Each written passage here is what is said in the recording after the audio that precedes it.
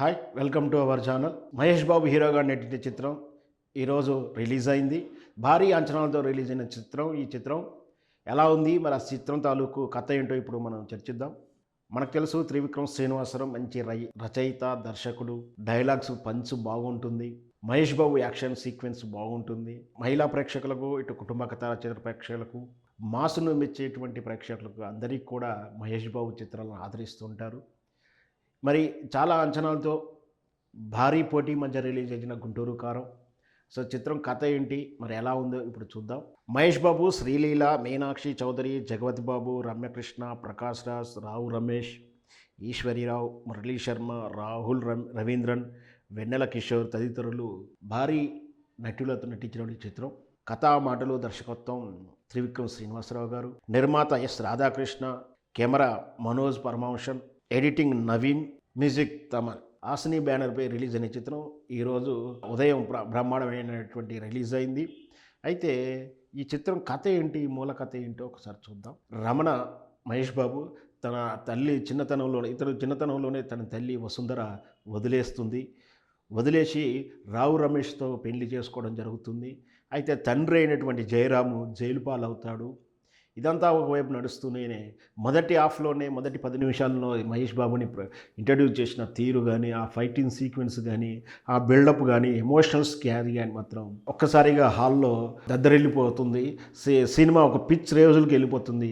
ఇది త్రివిక్రమ్ శ్రీనివాసరావు అండ్ మహేష్ బాబులో ఒక మార్కుగా చెప్పొచ్చు. అయితే తల్లి అయినటువంటి వసుంధర మంత్రిని చేయాలని చూస్తుంటాడు ఆమె తండ్రి అయినటువంటి ప్రకాష్ రాజు. కానీ ప్రకాష్ రాజు ప్రయత్నానికి ఒక ఆబ్జెక్షన్ ఉంటుంది. అదేమిటంటే వసుంధర కుమారుడు Mahesh Babu no objection letter ఇస్తే కానీ, సంతకం పెడితే కానీ ఒక మంత్రి పదవి రాదు.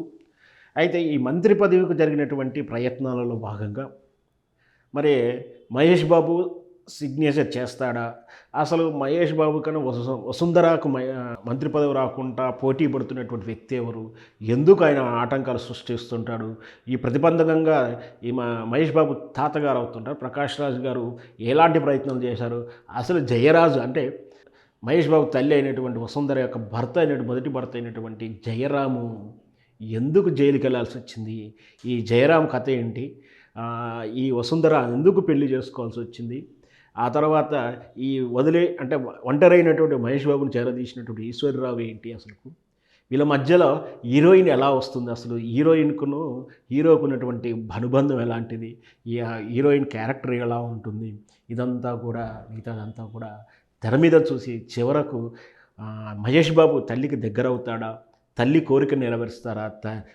తాతగారైనటువంటి పట్టుదల ఈ మాట నిలబెడతాడా లేదా, అసలు జయరాజుకి ఎందుకు జైలుకి వెళ్ళాల్సి వచ్చింది, ఇవన్నీ కూడా తెర మీద చూడాల్సిందే. అయితే కథ సాధారణ కథ అయినటువంటి హీరోకి ఇవ్వాల్సిన టాస్కులు కానీ, హీరో ఎలిమినేషన్స్ కానీ అన్నీ కూడా ఉన్నా ఎందుకో చిత్రం మొదటి హాఫ్లో తీసుకునేటువంటి హైపు సెకండ్ హాఫ్లో మెయింటైన్ లేకపోవడం, డిబేట్ టాక్ కూడా వినిపిస్తుంది. ఏదైనా సరే కథ విషయంలో చూస్తే మాత్రం బాగుంది. త్రివిక్రమ్ శ్రీనివాసరావు కథ అల్లకొడం కానీ, హీరోకి ఇచ్చేటటువంటి టాస్క్ కానీ, ఎలిమెంట్స్ కానీ, హీరోని ఒక ప్లాట్ఫామ్ మీద నడిపించడం కానీ, అంటే ఒక స్టోరీ, ఒక ఎయిమ్, ఒక ఫ్యాక్టర్ మీద నడిపించడం, దాని తాలూకు ఆ గమనంలో హీరోయిన్ని ప్రవేశపెట్టడం, యాడాన్ చేయడం, ఇదంతా కూడా త్రివిక్రమ్ మార్క్ ఉంటుంది. మొత్తం మీద సినిమా ఆద్యాంతం హీరో క్యారెక్టర్ని ఎలివేట్ చేస్తూనే ఆ కామెడీ కానీ, డైలాగ్ పంచులు కానీ, మాస్ ప్రొడక్షన్ కావాల్సినటువంటి ఫైటింగ్ యాక్షన్ సీక్వెన్స్లు ఇవన్నీ కూడా మొదటి నుంచి చివరి వరకు పగడ్బందీగా సినిమా చేయడంలో త్రివిక్రమ్ మార్క్ కనిపిస్తుంది. మరి వేచి చూద్దాం. ఈ సంక్రాంతికి విజేత ఎవరుగా నిలబడతారో, ఏ చిత్రం నిలబడబోతుందో మనం వేచి చూద్దాం.